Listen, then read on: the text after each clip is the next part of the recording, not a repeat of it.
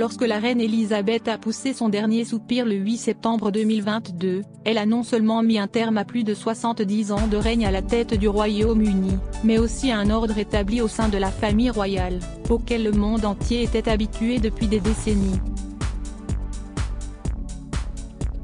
Ainsi, certains membres de la royauté ont obtenu de nouveaux titres. Le prince de Galles et la duchesse de Cornouailles sont par exemple devenus le roi Charles III et la reine consort Camilla. Et les changements ne s'arrêtent pas là, les lieux de résidence de chacun étant eux aussi soumis aux règles de la royauté. Certains ont dû déménager, à l'instar de Meghan et Harry, expulsés de Frogmore Cottage juste après le couronnement de Charles le 6 mai dernier. La résidence a été ainsi réattribuée au prince Andrew, lui-même délogé de Royal Lodge. De son côté, le nouveau souverain a l'embarras du choix, avec une trentaine de résidences à sa disposition, comme le rapporte The Sun ce lundi 15 mai. A priori, le couple royal devrait s'installer à Buckingham Palace, résidence officielle des souverains britanniques, au moins en semaine.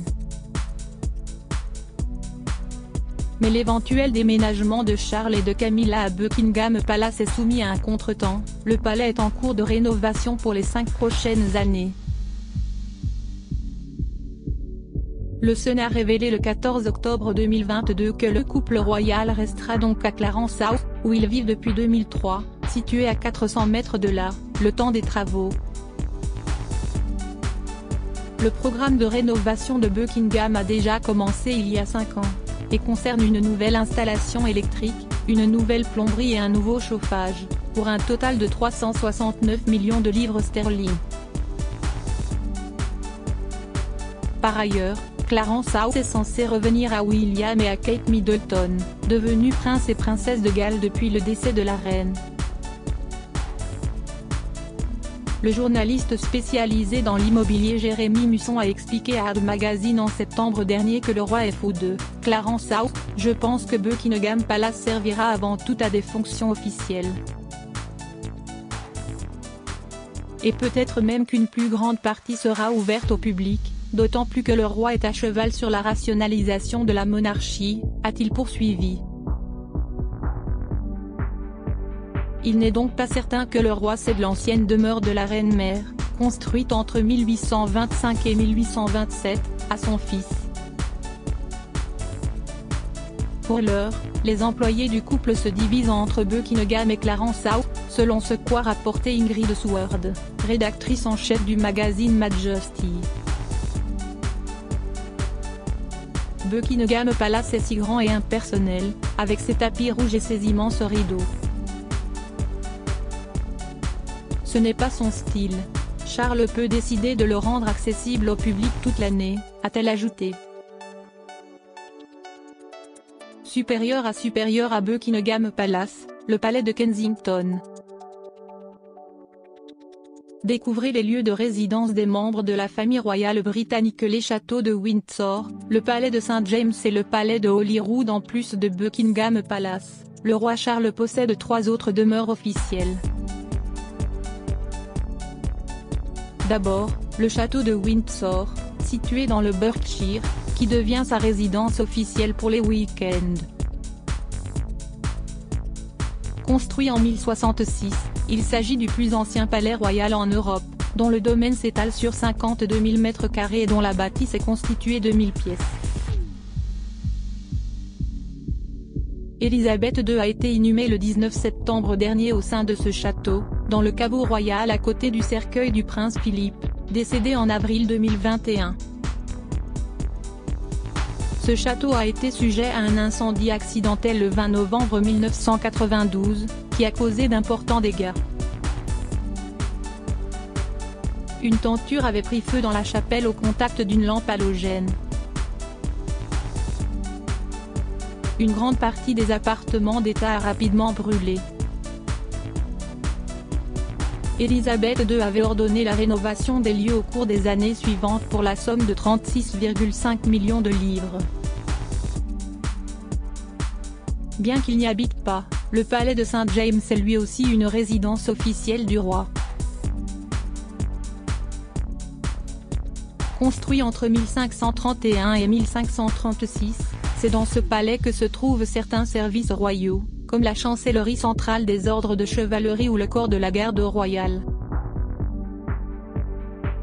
La princesse Anne y a ses quartiers lorsqu'elle séjourne à Londres, et Kate Middleton et le prince Harry y ont fait baptiser leurs deux fils George et Louis dans la chapelle royale, respectivement le 23 octobre 2013 et le 9 juillet 2018. Enfin, le palais de Holyrood, à Édimbourg, accueille Charles III pour chacun de ses déplacements officiels en Écosse. Les résidences privées du roi Charles. Du côté des résidences privées, Charles III n'est pas en reste. À la mort de sa mère, il a hérité de Sandringham House, situé dans le Norfolk. Achetée à titre privé par la reine Victoria en 1892, la maison de Sandringham a d'abord été occupée par Édouard VII. Élisabeth II avait pour habitude de passer les fêtes de Noël et Nouvel An dans cette résidence, entourée de toute la famille royale.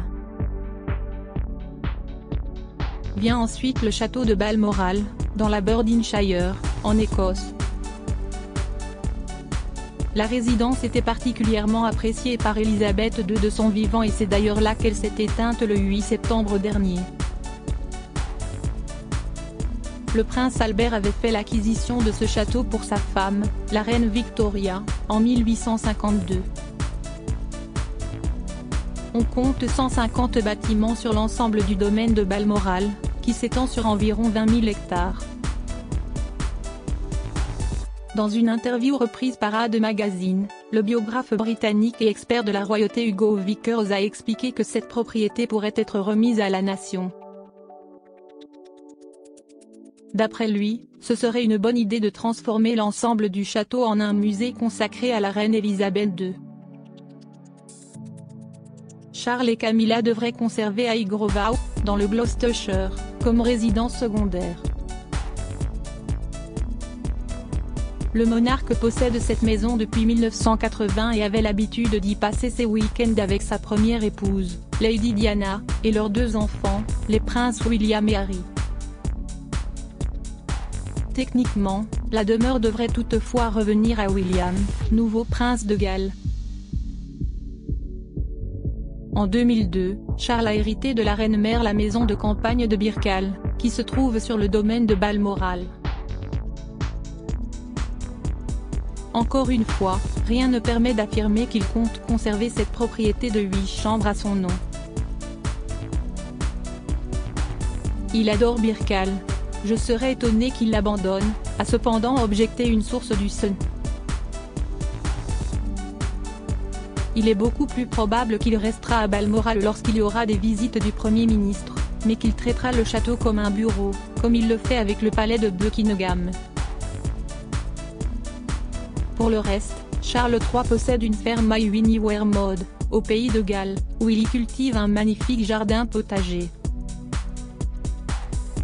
Il est aussi le propriétaire de Fort Belvedere, un bâtiment de style gothique situé à Windsor.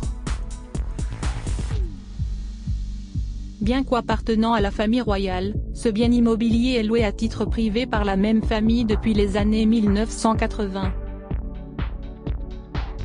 Le monarque est par ailleurs le président d'une organisation implantée dans son château de Maille sur la côte nord de l'Écosse.